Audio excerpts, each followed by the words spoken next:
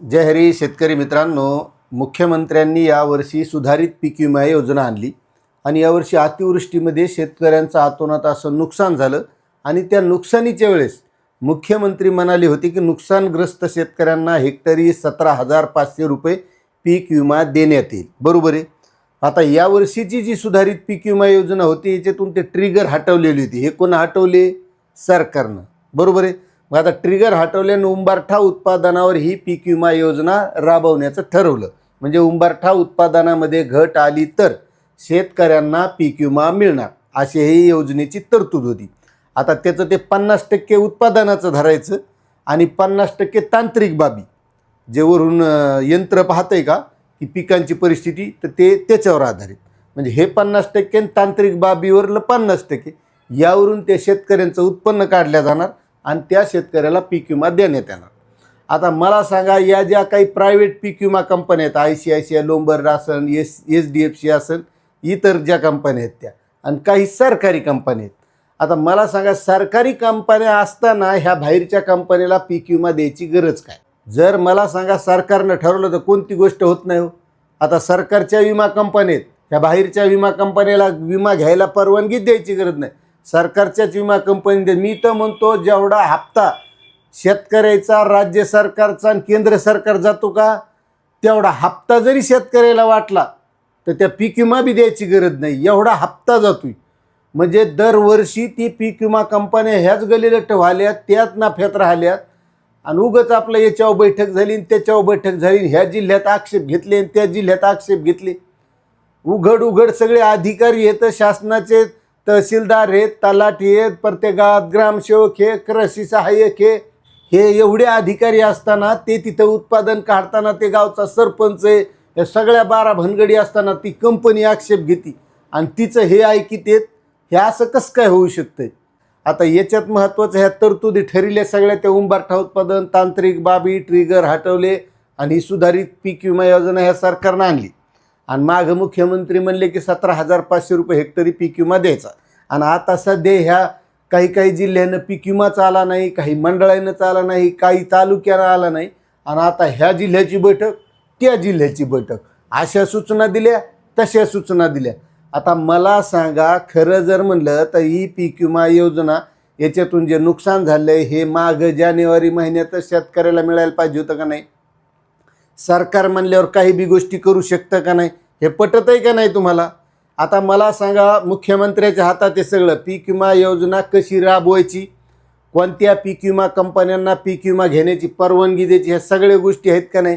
शेवटी सरकार आहे. सरकार म्हणलं तर काही होऊ शकतं. शेतकऱ्याचे वावर घेतले जाते रा. आता त्या शक्तिपीठ महामार्गात शेतकरी द्यायला तयार नाहीत, पण मुख्यमंत्र्यांनी ठरवलं की शक्तिपीठ महामार्ग करायचा, ह्या जमिनी घ्यायच्या, हायवे बांधायचा म्हणजे बांधायचा. मग कितीही पैसे लागू द्या, आहे का नाही तयारी? पहिल्यानं 86,000 कोटीत होता तो, आता 1,00,000 कोटीच्या घरात गेला, पण हायवे करायचा. मग जसं यांनी ते ठरवलंय, मग तसं शेतकऱ्याला जर ठरवलं तर हे पीक विमा देऊ शकत नाहीत. जसं मागं म्हणले 17,500 रुपये हेक्टरी नुकसान झालेले शेतकरी, म्हणून तो सगळ्याला नाही द्यायचा. ज्याचं खरंच नुकसान झाले त्याला ठरवलं तर होऊ शकत नाही. पण हे उगाच कुटाणा लावलाय. त्याच्यात ते उंबरठा उत्पादनात घटही आली तरी जे तांत्रिक बाबी आहे ते सर्व्हर ते सांगतंय शेतकऱ्यांचं उत्पन्नात घटच नाही. आणि मग त्यामुळं त्या कंपन्या घ्यायल्यात आक्षेप. आता ह्या कंपन्या कोणी नेमलेल्या आहेत, कंपन्याला परवानगी कोणी दिलेली? आता हे सगळं लोकांना कळत आहे ना. मग नुसत्या ह्या बैठका लावायच्या आणि हे अपडेट आलं, ते अपडेट आलं, ह्या कृषी मंत्री असे म्हणले पीक विमा देण्याचे आदेश दिले, इकडे शेतकऱ्याच्या खात्यात याले का? आमच्यासारखे सांगतात ह्या इतक्या कोटी ह्या जिल्ह्यात आला आणि तितक्या कोटी त्या जिल्ह्यात आला, पण तो खरंच त्या शेतकऱ्याच्या खात्यात आलाय का? वाटप झालाय का? आता तुम्हाला सांगतो, या वर्षीचा जो पीक विमा मंजूर झालेला आहे त्या पोर्टलवर दाखवितच नाही अजून जेवढा मंजूर झाला का तेवढा वाटप झालेला. कोणत्याच जिल्ह्यात असा पूर्ण वाटप झालाय असा दिसतच नाही. आणि उगच आमच्यासारख्यानं आपलं सांगितलं इथे आलाय, तिथे आलाय, अशी बैठक झाली, तशी बैठक झाली. आता याला काहीच अर्थ नाही. जर सरकारनं ठरवलं तर काहीही होऊ शकतं. मात्र यांना पीक विमा द्यायचा नाही, काय नाही, असेच दिवस काढायचे.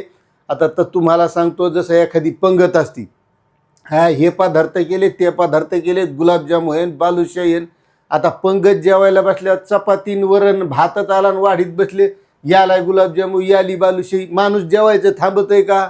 नाही, ते आपलं चपाती खात राहते, जरशिक जरशिक जरशिक म्हणतं त्याचं पोट भरते, त्याला गुलाबजामुन येत नाही आणि बालुशाही येत नाही, बसलं तसं.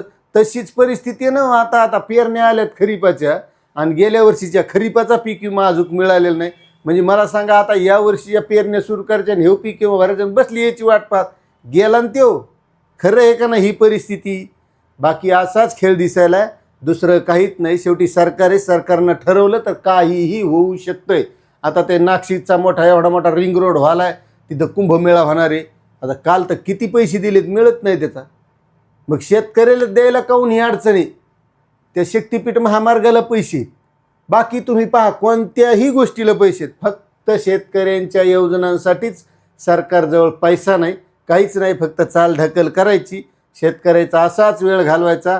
हेव सीजन गेला की तेव सीजन, म्हणजे खरीप झाला की रब्बी, रब्बी झाला खरीप, हे असं चलत राहते आणि शेतकऱ्यांना विसर पडतो. बाकी दुसरं काहीही नाही. आता तुम्हाला यावर काय वाटत आहे, तुमच्या काय भावना आहेत ह्या कमेंट करून सांगा. चॅनलवर नवीन असाल तर सबस्क्राईब करा. जय जवान जय किसान.